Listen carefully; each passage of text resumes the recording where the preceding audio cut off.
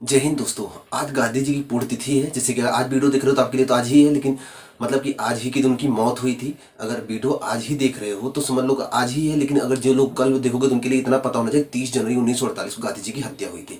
अब जब हत्या हुई थी तो उसके पीछे वो प्रपंच कैसे रचा गया था, मतलब कैसे ये योजना बनाकर लास्ट में इसको अंजाम दिया गया। ये योजना एक दिन की योजना नहीं थी। उसी योजना पर आज विचार करेंगे कि ये पूरा प्रपंच कैसे रचा गया, और इसके रचने में गोडसे ने मारा, ये तो आप सब जानते हो, लेकिन कैसे मारा, कौन कौन साथ में थे, वो पूरी घटना का जिक्र करते हैं। ध्यान समझिएगा, पूरी कहानी आपको समझ में आ जाएगी। लेकिन उसके पहले थोड़ा सा समझ लेते हैं कि गांधी जी के बारे में, उनका जन्म जो हुआ था। हालांकि उनका पूरा डिटेल बायोग्राफी यहाँ नहीं चेक करेंगे क्योंकि वो किसी दूसरे वीडियो में कवर करेंगे, क्योंकि बहुत बड़ा उनका हिस्ट्री है। हम केवल उनके जो मरने मारने का जो उनका प्रपंच रचा गया था, वो कैसे रचा गया था, उस पर बात करेंगे। देखिए, इनका जो जन्म हुआ था 2 अक्टूबर को हुआ था। 1869 को इनका जन्म हुआ था, पोरबंदर में हुआ था। ये आप जानते हो, ये सब बताने की जरूरत है नहीं। उसके बाद कस्तूरबा गांधी जी की शादी होती है, तो वो भी आप जानते हो। और इनकी जो मृत्यु होती है वो होती है 30 जनवरी 1948 को। अब ये घटना कैसे होती है उसके पहले हम थोड़ा सा बता देते हैं कि इनके बच्चे थे हरिलाल, रामदास, देवदास, मनीलाल। 4 बच्चे थे, हरिलाल, रामदास, देवदास, मनीलाल। तो ये जानते रहिएगा। अब इनको जो हत्या का प्रपंच रचा गया था वो रचा था नाथूराम गोडसे ने। ठीक है, ये लिखा है नाथूराम गोडसे, इसने रचा था। अब कैसे रचा था ये समझते हैं। देखिए, जैसे ही आजादी देश को मिलने वाली होती है, बहुत सारे लोगों को पता भी नहीं था। आज की तरह फेसबुक व्हाट्सएप ये सब तो है नहीं, था नहीं। अगर आज भी कोई घटना होती थी तो हफ्ते भर बाद लोगों को पता चलता था। इतना प्रोसेसिंग स्लो था। हालांकि कुछ लोगों को, जानकार लोगों को जिनके पास टीवी रेडियो होता था, उनको पता हो जाता था। लेकिन सबके पास रेडियो भी था। गांव में किसी के पास रेडियो आ जाए वही बहुत बड़ी बात है। और पढ़े लिखे लोग होते ही नहीं थे। 100 में से कोई 10-15 लोग पढ़े लिखे मिलते थे। तो बहुत, हर चीज बहुत कम थी और बहुत गरीबी थी। लोग जान नहीं पाए कि देश आजाद हो गया। लोगों को पता नहीं, कुछ लोगों को पता ही नहीं कि भारत में रहना है, पाकिस्तान में रहना है, बॉर्डर कहाँ, किधर जाना है, कुछ नहीं पता है। बस पता चला देश आजाद हुआ, 2 भाग में बट गए, लोग भागा दौड़ी मचाए। और जब 2 भागों में बटा तो पूर्वी पाकिस्तान और पश्चिमी पाकिस्तान के रूप में बट गया। तो पूर्वी पाकिस्तान, पश्चिमी पाकिस्तान, 1 मिनट में आपको चित्र दिखाता हूँ। इधर देखिए, इस चित्र में दिख रहा है ना, इधर वाला क्षेत्र और ये वाला क्षेत्र। और ये वाला क्षेत्र जो है ये भी पाकिस्तान था और ये भी पाकिस्तान, बाद में ये बांग्लादेश बनता है। ये पश्चिमी पाकिस्तान, ये पूर्वी पाकिस्तान। और ये वाला क्षेत्र भी पाकिस्तान के कब्जे में था। अब कुछ लोगों को पता ही नहीं बॉर्डर कहाँ है, कुछ जानते नहीं थे। बहुत सारे लोग इधर भागे, बहुत सारे लोग इधर भागे, बहुत सारे लोगों को समझ में नहीं आया, यहीं रुक गए। तो ये बॉर्डर पे मार काट फैलने लगा। गाड़ियों से लोग भर भर के जाते, रास्ते में कुछ लोग लूट लेते, लूटने के चक्कर में उनको मार देते। जब 1-2 लोग मर जाते तो वहां जब लाश जाते तो उनको लगता है हमारे लोगों को मार के भेजें। तो वहां के लोगों को, हिंदू मुसलमान को, मुसलमान हिंदू को ऐसे मार मार के भेजने लगे। जबकि जरूरत क्या थी, शुरुआत कैसे हुई, केवल लूटने के चक्कर में, धन लूटने के चक्कर में ये शुरुआत हुई। और आप अगर गदर मूवी देखे होगे तो उसमें दिखाया गया होगा कि कैसे गाड़ियों पे लाशों की लाशें जाने शुरू हो जाती हैं। तो ये उस समय की सच्ची घटना है। और गांधी जी, इस समय इतना दंगा फैला, देखो इधर भी पाकिस्तान बना था, यहाँ भी पाकिस्तान बना था। इतना ज्यादा दंगा फैला था कि हर जगह हिंदू मुस्लिम के नाम पे लोग एक दूसरे को काटने पे उतावले थे। तो गांधी जी यहाँ बंगाल गए थे। बंगाल में गए, वहां पर बातचीत किए। इधर भी उन्हें पता चला पंजाब वाला क्षेत्र और पाकिस्तान वाला क्षेत्र में बहुत अशांति फैली, वहां भी लोग एक दूसरे को मार रहे हैं। गदर में जो आपको दिखाया गया, तो मैं आपको एनसीईआरटी का एक सीन दिखाता हूँ। आप एनसीईआरटी अगर पढ़े होंगे तो आपको एनसीईआरटी में ये चित्र दिखाया गया होगा। ध्यान से देखिए, ये आजादी के समय का चित्र है। दिख रहा है आपको, गाड़ियों के ऊपर लोग कैसे बैठे हुए हैं, दिख रहा होगा आपको, दिख रहा है। और इसके बाद गांधी जी जाते हैं पश्चिम बंगाल। पश्चिम बंगाल जब जाते हैं तो वहां पर वो मुलाकात करते हैं। देखो, वहां पर कुछ लोगों से मुलाकात करते हैं, बातचीत करते हैं, दिख रहा होगा। तो ये जब बातचीत करके वहां से लौटते हैं, और लौटते हैं तो यहाँ पर शांति की बात करते हैं। तो इनको जाना था इधर के क्षेत्र में, यहाँ भी आकर इनको शांति करवाना था, मतलब यहाँ भी सही करना था, स्थिति सही करना था। लेकिन इतना ज्यादा मारकाट मचा हुआ था, लोग एक दूसरे को धर्म के नाम पे, तुम हिंदू हो, तुम मुसलमान हो, इसी नाम पर काट डालते थे, मार डालते थे। गदर के जो भी सीन दिखाए गए 90% मान को चलो सही है, एकदम से काट देते थे। शुरुआत कैसे हुआ था, कि वो लूटने के चक्कर में, कि हम पैसा लूट लेंगे, क्योंकि जब लोग एक जगह से दूसरी जगह जा रहे हैं तो अपना पूरा खजाना लेकर जाएंगे। अगर रास्ते में लूट लिया जाए फिर का पैसा मिल जाएगा, इसलिए लोग लूटने लगे। लूटने के चक्कर में मार देते तो गाड़ी में लाशें जाती, उधर से भी लाशें, जब उधर लाशें जाती तो उनको लगता है हमारे लोगों को मार के भेजें, उधर वाले भी लाशें मार के भेजते, तो इधर लाशें आने लगी। तो ये हिंदू मुस्लिम हो गया। लेकिन शुरुआत कैसे हुआ था, पैसे के चक्कर में। तो इस तरह से यहाँ भी बहुत सारे लोग मरे। यहाँ भी जब गांधी जी यहाँ पर गए, यहाँ पर समझाए बुझाए, थोड़ा सा यहाँ माहौल शांत हुआ। उसके बाद ये आए दिल्ली यहाँ पर दिल्ली में रुके। उसके बाद इनका जाने का प्लान पंजाब में था, पंजाब और पाकिस्तान के क्षेत्र में जाते, वहां भी समझाते। और इसी समय इनको पता चला दिल्ली में भी बहुत मारकाट मचा हुआ है, दिल्ली में भी बहुत मारकाट मचा। दिल्ली को समझाने के चक्कर में दिल्ली में ही रुक जाते हैं। डेट है 20 जनवरी का। 20 जनवरी 1948। इनकी मौत कब होती है? 30 जनवरी 1948। अब यहीं से घटनाक्रम बनना शुरू होता है। 20 जनवरी 1948 को 3 दोस्त, नाम देखो, उदय नारायण आपटे, विष्णु करकरे, नाथूराम गोडसे, ये 3 लोग योजना बनाते हैं। इसी में इनका भाई भी था, नाथूराम गोडसे का भाई था गोपाल गोडसे। ये इसके योजना में ये 3 लोग शामिल होकर 20 जनवरी 1948 को बिड़ला हाउस के पास, वहीं महात्मा गांधी रहते थे, वहीं पर बम कांड हो, मतलब बम फेंका गया, लेकिन उसमें बच जाते हैं। बम जब फेंका गया तो उसमें गांधी जी की हत्या नहीं हो पाती, गांधी जी उसमें बच जाते हैं। उसके बाद गांधी जी के चारों तरफ सुरक्षा घेरा मजबूत कर दिया जाता है, क्योंकि 20 जनवरी पर ही इनको अटैक हो गया था, लेकिन उस दौरान बच गए। किस्मत अच्छी थी, कुछ भी हो, गांधी जी 20 जनवरी को बच जाते हैं। उसके बाद सुरक्षा घेरा मजबूत कर दिया गया। पहली बार ये लोग फेल हो गए। उसके बाद ये लोग भाग गए, ये मुंबई भाग गया, चुपचाप वहां से मुंबई भाग गया, कुछ दिन अंडरग्राउंड हो जाए, नहीं तो अब सोच लो, मुंबई गया, उसी बीच में आ भी गया। 20 से 10 दिन में सब हो रहा है। मुंबई गया, वहां से फिर आता भी है। तो 20 जनवरी को यहाँ से भाग गए थे, सब एकदम छुप जाते हैं, कोई पकड़ में नहीं आता है। उसके बाद फिर से प्लान बनने लगता है गांधी जी को मारने का। जब ये लोग भाग जाते हैं तो कहीं जाकर छुप जाते हैं। तो इस दौरान ये दोनों, उदय नारायण आपटे और नाथूराम गोडसे, बंबई में थे, और ये भी था विष्णु करकरे भी। विष्णु करकरे थोड़ा सा पहले वहां से चला आता है और इन दोनों से वादा करके आता है। उदय नारायण आपटे और नाथूराम गोडसे से इस विष्णु करकरे ने वादा किया है कि मैं दिल्ली चल रहा हूँ, तुम लोग कुछ दिन बाद आना, मैं अभी चल रहा हूँ। तो इन लोगों ने कहा कि ठीक है तुम चलो, लेकिन वहां पहुंचकर सबसे पहले पिस्टल, मतलब बंदूक की व्यवस्था कर लेना, हम लोग कुछ दिन बाद आते हैं। तो ये आदमी विष्णु करकरे पहले आ जाता है और ये दिल्ली में रुका, रूम लिया, वहीं रूम में रहता था और पिस्तौल की खोज में शुरू हो गया, पिस्तौल जिससे गांधी जी को मारा जाए, तो पिस्तौल की खोज शुरू कर देता है। और ये दोनों, नाथूराम गोडसे और उदय नारायण आपटे, ये दोनों 27 जनवरी को शाम के समय मुंबई से एरोप्लेन से चलते हैं। मतलब पैसा था ठीक ठाक, तो 27 जनवरी को ये लोग चलते हैं, मुंबई से दिल्ली के लिए रवाना होते हैं। और बंबई से जब ये दिल्ली पहुंचते हैं तो सबसे पहले आकर मिलते हैं इस विष्णु करकरे से। कौन कौन आता है? नाथूराम गोडसे और उदय नारायण आपटे। आपटे और गोडसे दोनों आकर मिलते हैं किससे? विष्णु करकरे से। विष्णु करकरे से जब मिलते हैं और इससे पूछते हैं कि बात कब की है? 27 की। गांधी जी की मौत कब होगी? 30 को। ठीक है, 3 दिन और रह गया। तो ये जब इससे पूछते हैं कि क्या पिस्टल की व्यवस्था हो गई है, तो इसने कहा कि बहुत खोजा लेकिन पिस्टल नहीं मिल पाया। तब इसको लगा कि मेरी सारी योजनाओं पे तो पानी फिर रहा है, अब योजनाएं, मतलब गांधी जी को मारा कैसे जाए। तो ये इधर उधर घूमने लगा। और उसी दिन 27 को ही, फिर 27 को ये आता है, 27 को ही रात ये पहुंचता है ग्वालियर। ग्वालियर में इसका एक दोस्त रहता है, उस दोस्त के यहाँ जाता है और वहां जाता है, रात वहां रुकता है और अपने उस दोस्त से पिस्टल के बारे में बात करता है। ने जिस दोस्त के यहाँ ये ग्वालियर में गए थे, उसका नाम था, वो होम्योपैथी का डॉक्टर था, होम्योपैथी का डॉक्टर था, उसका नाम था डॉक्टर दत्तात्रेय परचुरे। उसके यहाँ गए और उससे बोले बहुत बड़ा काम करना है। ये नहीं बताया किसको मारना, ये बताया कि बहुत बड़ा काम करना है, पिस्टल चाहिए। तो बोला ठीक है, अभी तो आए हो, शाम है, सो जाओ, सुबह बात करते हैं। 27-28 होने वाला है, सुबह बात करते हैं। तो सुबह वो गया, उसके बाद वो कहीं से खोज के एक पिस्टल लाता है, इनको पिस्टल देता है, साथ में 20 गोलियां देता है, 20 गोलियां, और बोलता है कि इतनी गोलियों से काम चल जाए तो ले जाओ। तो पिस्टल और गोली लेकर ये लोग तुरंत ग्वालियर से चलते हैं, कहाँ पर? दिल्ली, क्योंकि गांधी जी दिल्ली में आते हैं।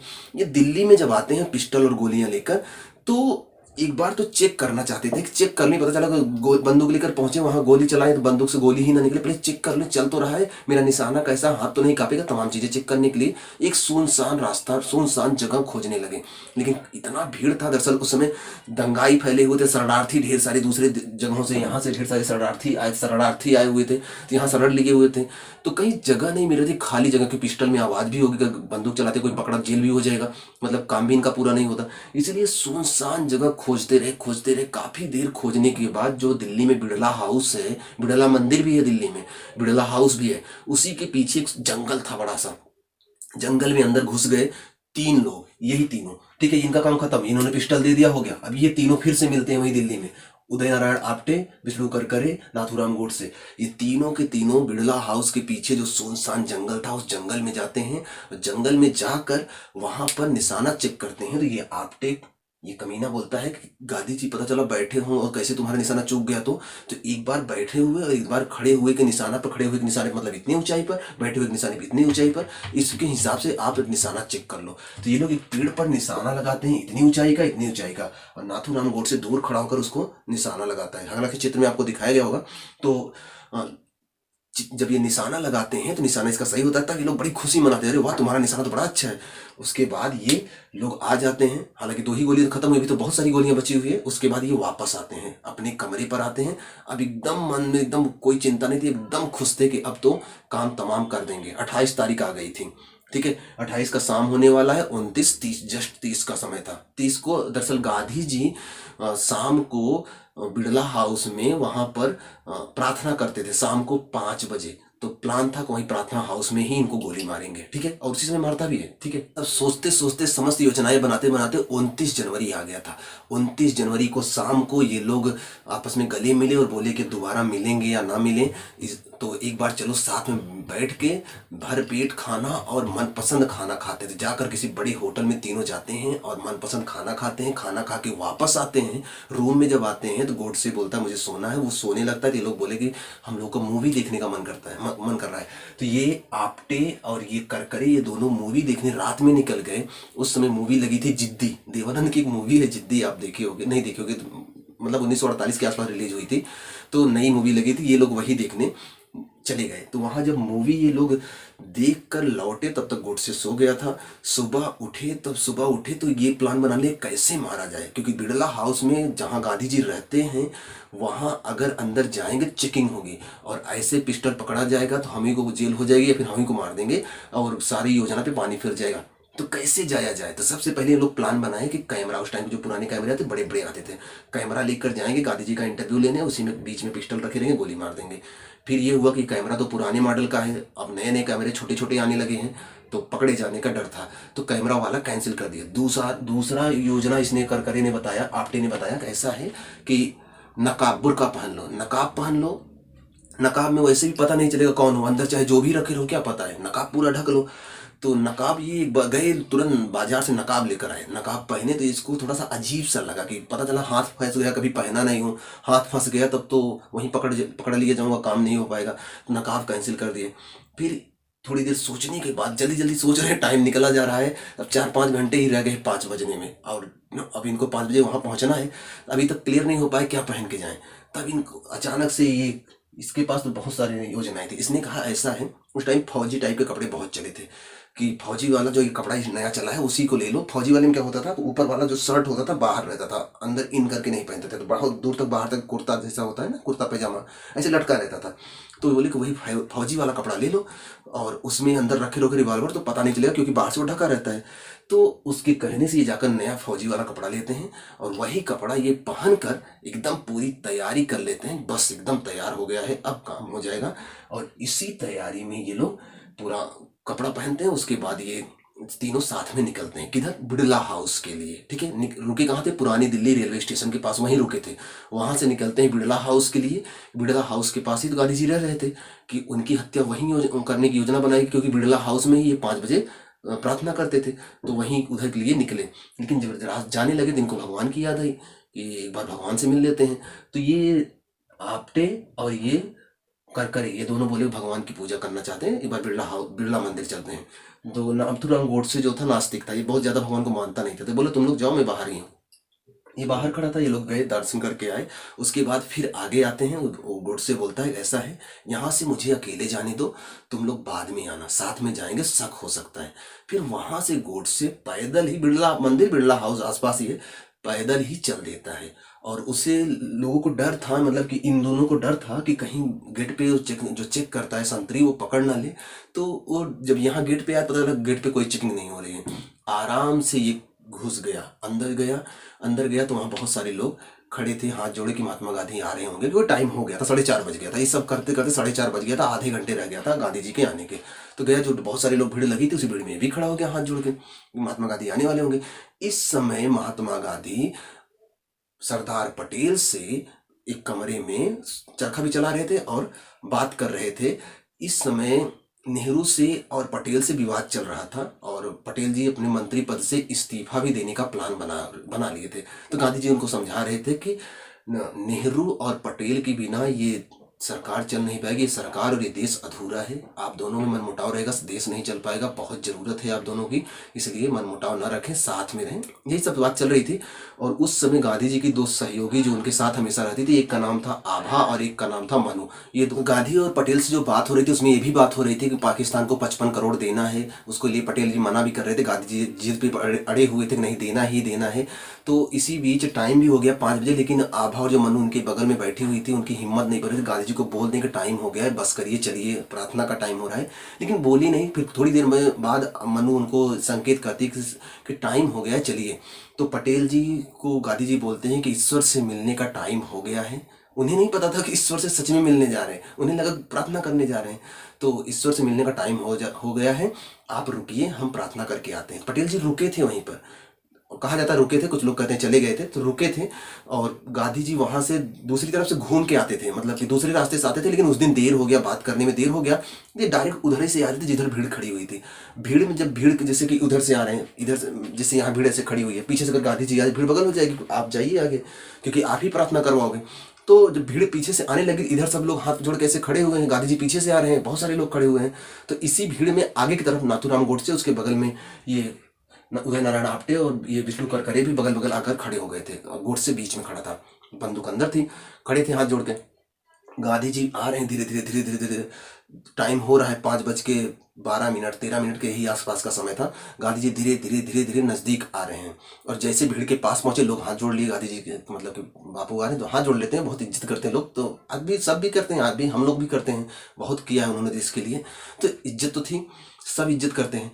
तो गुडसे तो पूरी प्लानिंग में वहीं भीड़ में ही खड़ा है, बंदूक लेकर खड़ा है। गांधी जी को क्या पता कि मारने के लिए खड़ा हुआ है, और बगल में ये दोनों भी खड़े थे।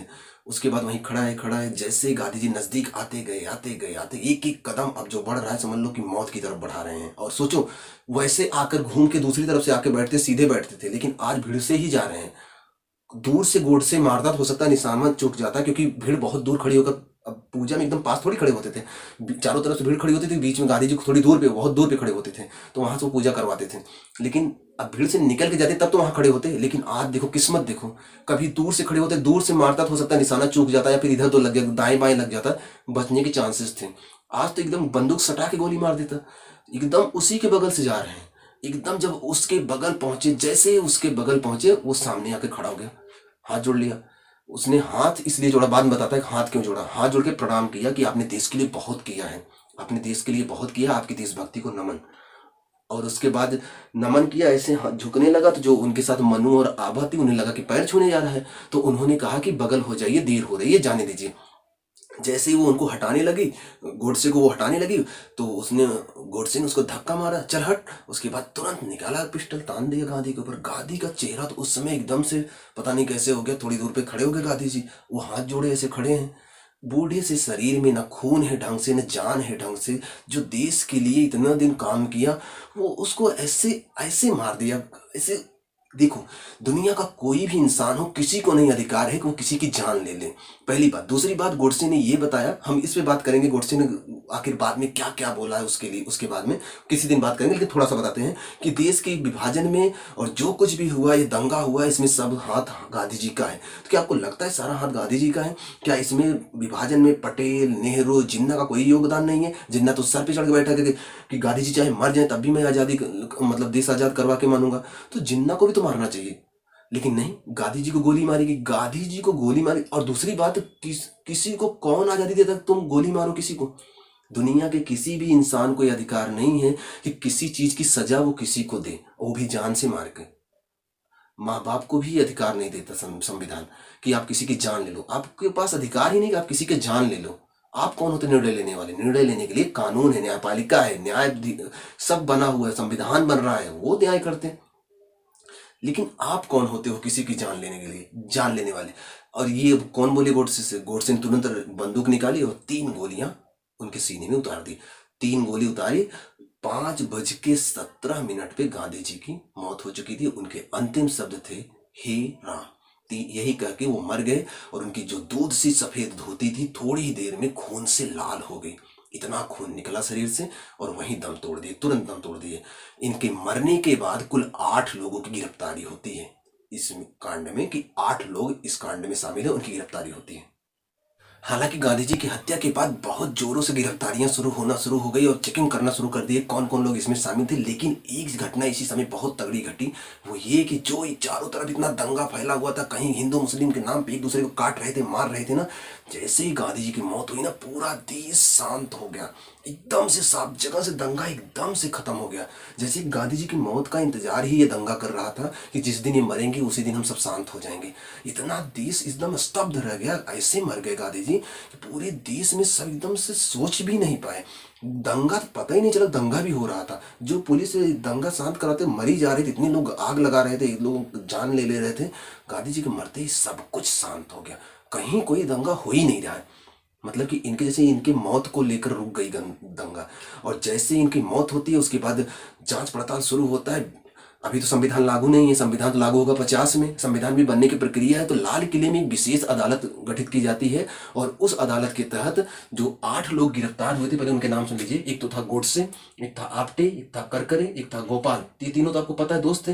गोपाल वही है जो उनका गोडसे का जो भाई था, और मदन लाल, एक थे मदन लाल जो भाई थे, सॉरी मदन लाल, और ये वीर सावरकर एक आदमी था ये, और परचुरे तो याद होगा, ये वही परचुरे हैं जो कि होम्योपैथी डॉक्टर था, और एक नौकर था इन लोगों का।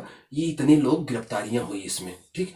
और 8 लोगों में गिरफ्तारियां हुई, तो इसमें से वीर सावरकर सबूत के अभाव में छूट जाता है। अभी देखो कभी कभी भाजपा के लोगों को वीर सावरकर का चिढ़ाया जाता है, तो वीर सावरकर इसके सबूत के अभाव में छूट जाता है। तो 7 लोगों को सजा होती है। 7 लोगों की जो सजा होती है, 10 फरवरी 1949 को अदालत ने अपना फैसला सुनाया। मरे हैं जनवरी में, और अगले साल, क्योंकि 48 मरते हैं, 49 में इन्होंने अपना फैसला सुनाया और इन 7 लोगों को सजा होती है। वीर सावरकर सबूत के अभाव में छोड़ दिए जाते हैं, यही वीर सावरकर, ये जो लिखे गए हैं।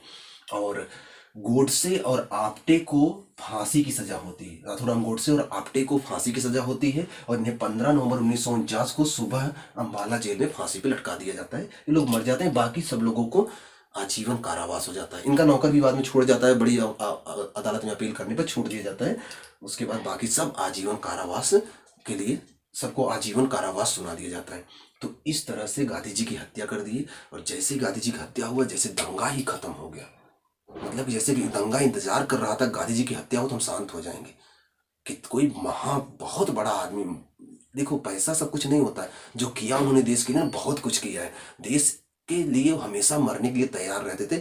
लोग मजाक उड़ा लें भले ही, लेकिन बहुत, अगर आपके लिए कोई एक दिन भी दिन भर खड़ा हो जाए, आपके लिए मेहनत के लिए, आपके हक के लिए एक दिन भी कोई खड़ा हो जाए ना, आप जिंदगी भर उसकी पूजा करोगे। हाँ, ये आदमी उस दिन मेरे साथ था जब मुझे इसकी जरूरत थी। तो अगर कोई आपके लिए एक दिन भी खड़ा हो जाता है कि हाँ आपकी जरूरत में सामने था ना, आप जिंदगी भर उसका एहसान मानते हो, ठीक है। तो यहाँ तो सिंपल सी बात है, गांधी जी हमेशा मरने के लिए तैयार होते थे कि कभी भी जरूरत पड़े मैं आपके हित के लिए सामने हो जाऊं। अनशन करके बैठ जाते थे कि जब तक इनकी बातें नहीं मानोगे मैं कुछ खाऊंगा नहीं, चाहे मर ही जाऊं। तो जब इंसान इतना कर रहा है तो लोगों के प्रति लगाव नहीं बढ़ेगा, सिंपल सी बात है बढ़ेगा। क्रांतिकारियों के बीच में आपस में मतभेद होते रहते थे, सबकी अपनी अपनी सोच थी, अपने अपने तरीके से देश को आजाद कराने के लिए लड़ रहे थे।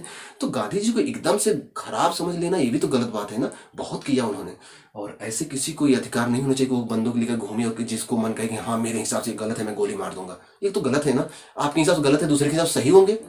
आप कौन होते निर्णय लेने वाले कि ये गलत है तो हम गोली मार देंगे, ये बात गलत है। तो गांधी जी की यहाँ हत्या हो जाती है। इस तरह से एक महान आत्मा चली जाती है देश से। तो आशा करते हैं कि आपको कुछ अच्छा भी लगा होगा, समझ में भी आया होगा। मतलब अच्छा, मतलब कि ये घटना आपको अच्छे से समझ में आई होगी। अच्छी घटना तो है ही नहीं जो आपको अच्छा लगेगा, ठीक। तो मिलते हैं नेक्स्ट वीडियो में। वीडियो कैसा लगा जरूर बताइएगा। चैनल पहली बार है सब्सक्राइब कर लीजिएगा। किसी वीडियो में गांधी जी का पूरा डिटेल पता करेंगे, कैसे कैसे पढ़ के क्या क्या किए हैं वो। और भी बहुत सारे क्रांतिकारी हैं। धीरे धीरे हम सारे क्रांतिकारियों का आपका परिचय कराएंगे ताकि आप उनके बारे में अच्छे से सोच सको, जान सको, समझ सको, लोगों को बता सको, ठीक। तब तक पढ़ते रहें, खुश रहें, मस्त रहें।